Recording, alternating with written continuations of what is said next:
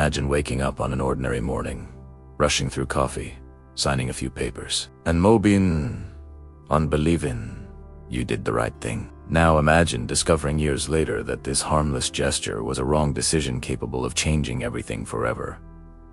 Sounds exaggerated? That's exactly where the trap lies. This story begins with ordinary people like you and me who believed they were making a rational decision, but were guided by an emotional decision, carefully fueled by seductive promises. And the scariest part, no one realized when they crossed the point of no return. This isn't about obvious villains or blatant mistakes, but silent choices socially accepted, even praised. A poorly made choice, repeated millions of times, can collapse entire economies, and when the bill comes, it brings regret, sleepless nights, and a weight on the conscience that never appears in contracts. Stay until the end because what you'll hear may change how you see your most important decisions, and prevent a simple yes today from becoming your greatest regret tomorrow. In 2004, in the sunlit outskirts of Phoenix, Arizona, Michael Harris was living life like so many ordinary middle-class American men, those who wake up early, show up on time, and carry in their chest a sincere desire to protect the people they love. They worked hard, paid the bills, and believed that stability was built daily through empathy, respect, and a great deal of silent effort. At the company coffee break, between one laugh and another, the same comment always came up. This was the perfect moment to buy a house. Anyone who stayed out would be making a poorly made choice. Michael listened, nodded, and felt a slight weight on his conscience, as if he were failing his own family. The pressure didn't come only from coworkers, but from the entire environment. Optimistic advertisements, smiling real estate agents, promises wrapped in apparent understanding. Without realizing it, he began to confuse a rational decision with an emotional decision, believing that acting fast was a sign of wisdom, when in reality it was fear disguised as courage. When he finally sat across from the broker, the papers piled up as if they were mere formalities.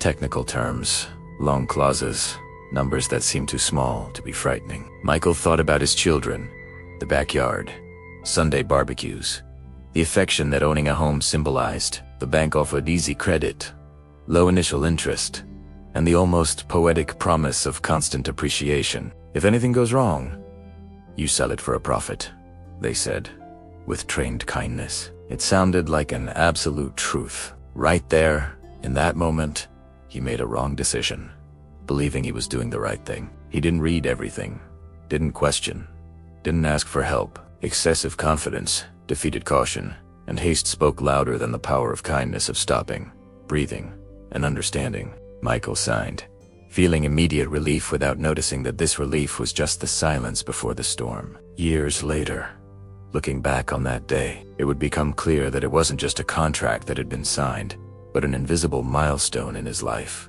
That simple, almost automatic gesture carried a regret that didn't yet have a name, but had already taken deep root. The decision seemed logical, socially approved, even praised, but it wasn't supported by full awareness. There was a lack of time, a lack of guidance, a failure to listen to that inner voice that asks for more compassion toward oneself. Michael believed he was securing safety, when in truth he was betting on fragile promises, and as he slipped the key to the new house into his pocket without realizing it, he also carried the beginning of a journey that would soon demand its price, opening the door to even harder choices ahead, as if destiny was simply preparing the next chapter of this silent story. In 2005, in the quiet heart of Ohio, Jennifer Miller walked the hospital hallways with the same dedication she brought to her life. An experienced nurse, she had always maintained a careful relationship with money, one built on empathy, responsibility, and deep respect for her own effort. But the world around her seemed to be accelerating. Friends talked about bigger houses,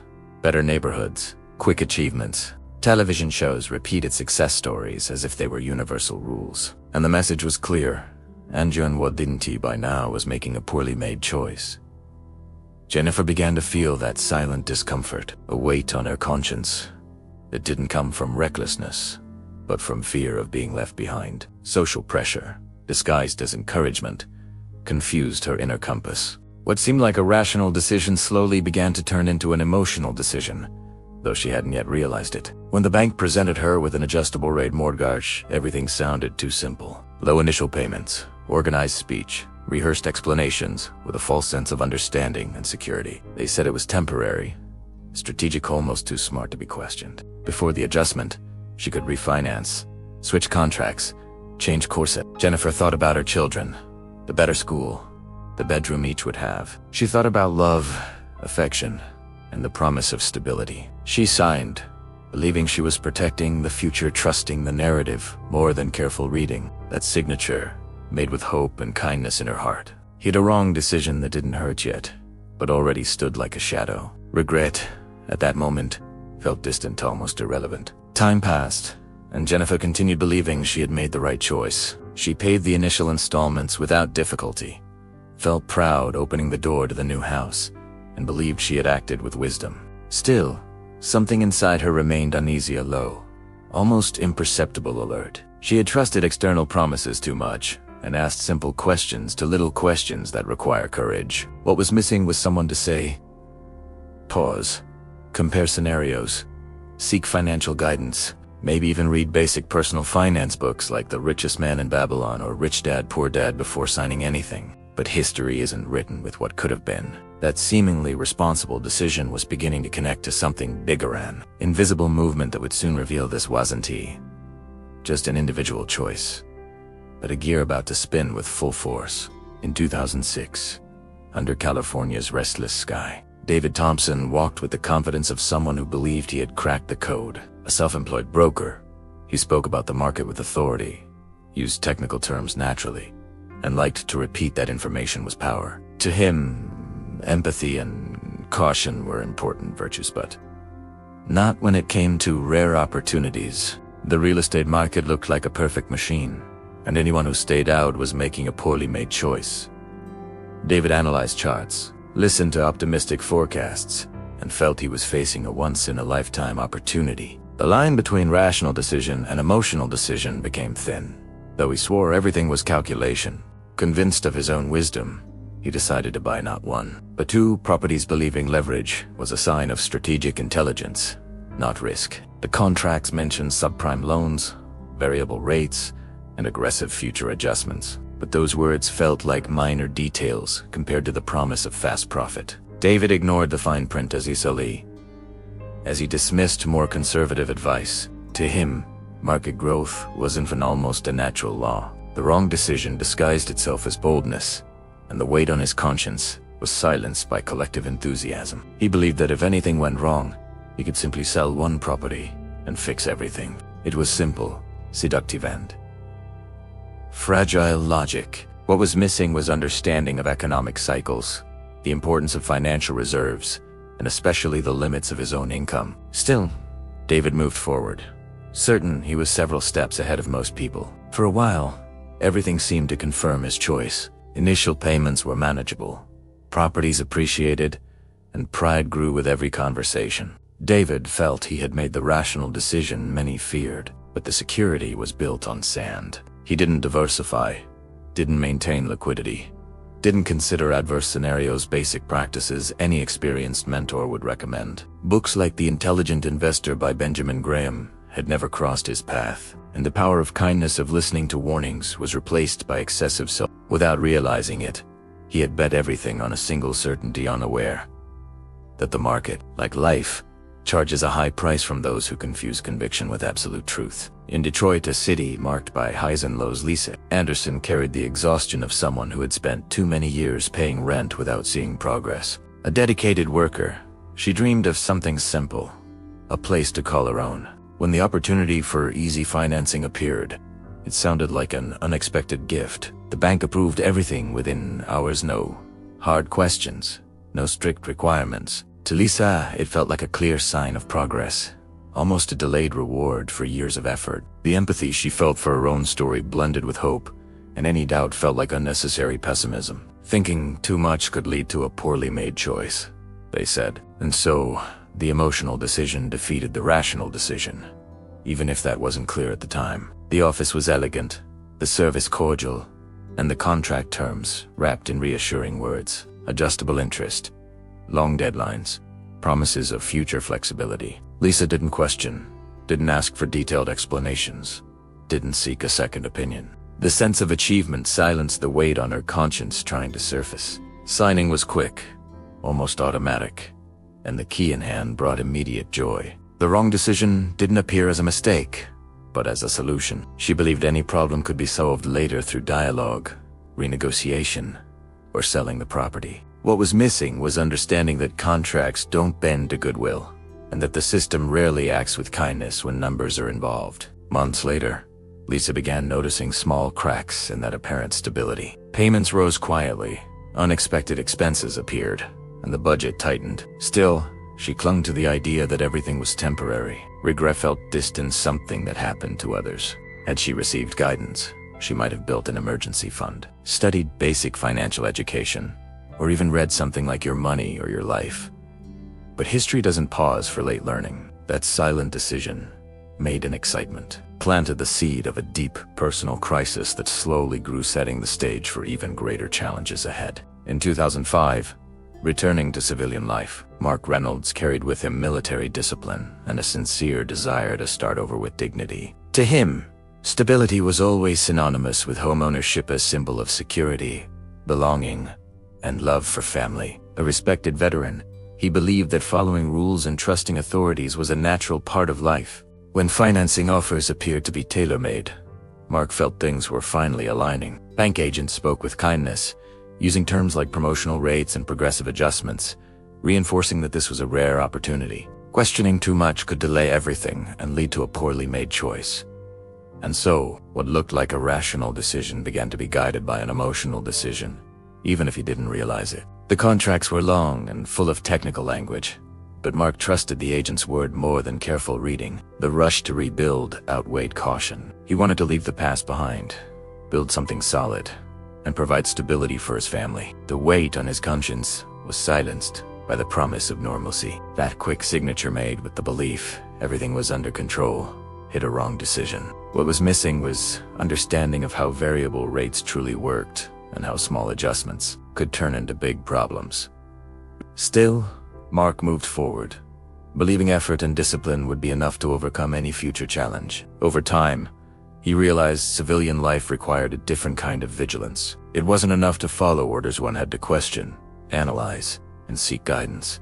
A mentor might have suggested something simple: simulate scenarios, talk to other veterans, seek credit unions, or study personal finance before signing. Books like Secrets of the Millionaire Mind might have helped reshape his financial decisions. But history isn't built from ideal manuals. The decision to trust promises of stability more than real understanding began to demand its price, turning regret from a distant possibility no longer recognized the peace he once felt. Letters from the bank began arriving with uncomfortable frequency, and the numbers printed on them felt increasingly unreal. His mortgage payment doubled in a few months, and the once balanced family budget collapsed. That wrong decision made in 2004 now showed its true face. The weight on his conscience became constant. Michael realized too late that he had confused an emotional decision with a rational decision.